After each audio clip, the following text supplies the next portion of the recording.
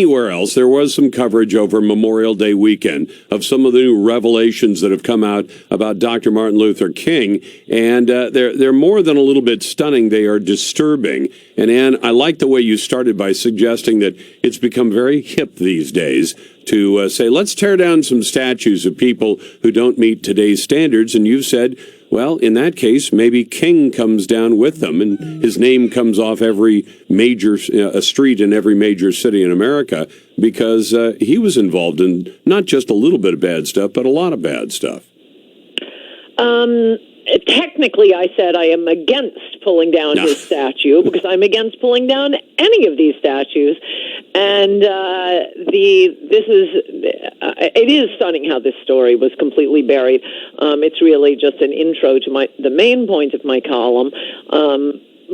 But just to describe what the stunning revelation was that was totally buried, this David Garrows is a biographer of Martin Luther King, won a Pulitzer Prize for his book on King, obviously a very serious historian, although admittedly Pulitzer Prizes don't mean much anymore.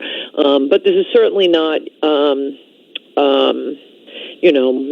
tabloid monger, let's put it that way. Even liberals have a lot of respect for this guy. He's been spending several months in the National Archives. It's always been said, I don't know if it's rumors or some of it is established fact. In fact, the FBI needed to place bugs on Martin Luther King because he was such an enormously influential ruler or leader. And in fact, the reason for the bugs, I think, was that he started to surround himself with communists, something I've written about before, and many of your listeners may be familiar with. But it was just enraging to President Kennedy and Bobby Kennedy. They'd call him, President Kennedy had a rose garden. He walked around the rose garden with Martin Luther King saying, you got to keep Stanley Levinson out of your organization. He is a communist through and through. Look, we're pushing these civil rights laws. I can't do this if you're going to be hanging, fraternizing, and putting at the top of your organization all these communists. There were several of them. In any event, what David Garrow, the Pulitzer Prize-winning King biographer, found were descriptions of the bugs on Martin Luther King's hotel rooms, where he would have orgies with his parishioners and other ministers in his Southern Christian Leadership Council, whatever it was, his big civil rights organization. In one case, there was a tape recording of one of the ministers raping a parishioner who did not want to have sex, and King standing there laughing and watching as a rape occurred. The other one required many stars, even for a newspaper column, so I cannot say on the radio, but it's kind of jaw-dropping.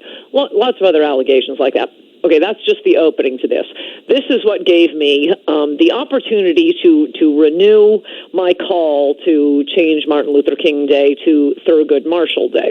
And that's not, I like the idea, and I'm with you. I don't think any of these statues should be ripped down. You want to add some context and say, okay, we now know these things about that. You could do that with virtually any significant figure in American political history, past or present. But the idea of tearing down statues is crazy. But it seems the rules don't apply at all. I'd also say that what a lot of them did, Robert E. Lee, as Thomas Sowell never tires of pointing out, every country in the history of the world has had slavery. Many of them have it to this day.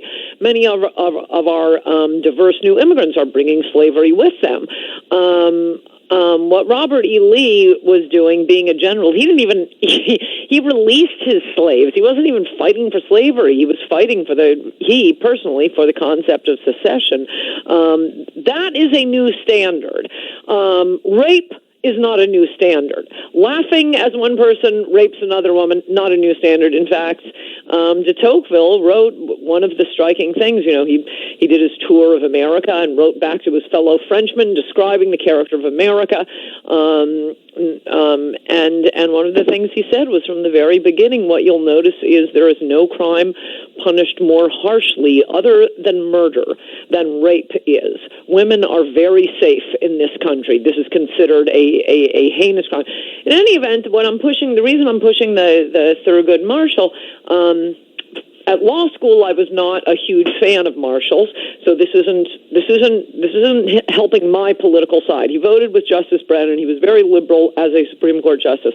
But then when I was writing Demonic and also Mugged, and I really started looking a lot of the civil rights history, I became a huge fan of Thurgood Marshall for his early days, and particularly in contrast with Martin Luther King. And the way I set it up in greater detail in my book, Demonic, and briefly in today's column is the vast gulf and difference between the American Revolution and the French Revolution. We're a country of laws. We're civilized people. We're debaters. We discuss things. You want to change something in America, there is no reason to run out onto the street banging pots and pans together, to smash a Starbucks window, to provoke some lunatic public safety officer in Birmingham, Alabama. That's the way Thurgood Marshall won his cases.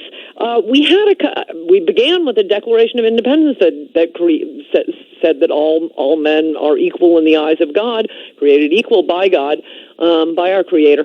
And so what Thurgood Marshall did was go to court, make arguments, say this is not equal, having crappy, useless schools that only black children can go to, and nice, clean, lots of book schools that only white children can go to. And he won his cases over and over again. He would win the cases without any windows being smashed, without any black people being beaten up. That is the American way. What Martin Luther King was doing, though he was a beautiful orator, wasn't the American way, and it's given a halo to this street agitation and confrontation. That is the French way, to be running out onto the streets and protesting something. No, that's not how we do it in America. Yes, black Americans suffered and waited a long time for Thurgood Marshall to come along and win those rights in court, but they waited a long time for Martin Luther King, too. And Thurgood Marshall actually accomplished something. He also, footnote to this that I mentioned in the column, Thurgood Marshall, to his an endless credit, worked directly with J. Edgar Hoover to make sure there were no communists in his NAACP, because he knew, no, this is about civil rights. This is not about promoting communism in America, and works very closely with J. Edgar Hoover, knowing that it would destroy the civil rights movement if they were associated with the communists. And apparently King didn't think much of that, because that was the part of the column you had to put some stars on, because he ridiculed the NAACP by referring to himself as the head of the International Association of, let's say, kitty cat eaters.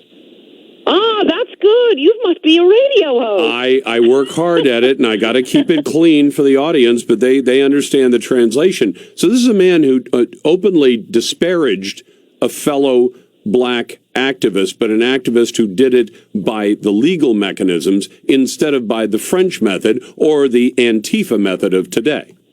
Right, exactly. And I've always wanted a Thurgood Marshall Day in lieu of Martin Luther King Day, so I thought with these shocking revelations, hey, Black America is dying to hear my opinion on this. Of course, as you said, Black America has been just waiting for that blonde-haired white lady to tell them what to do. And it is a pleasure. You got to read the column. It is a must-read, especially for the background on Martin Luther King, which, of course, got buried over the Memorial Day weekend, so that the polite, the elites, did not have to read that stuff while they were off, probably not marking Memorial Day for the reasons that it's set aside for.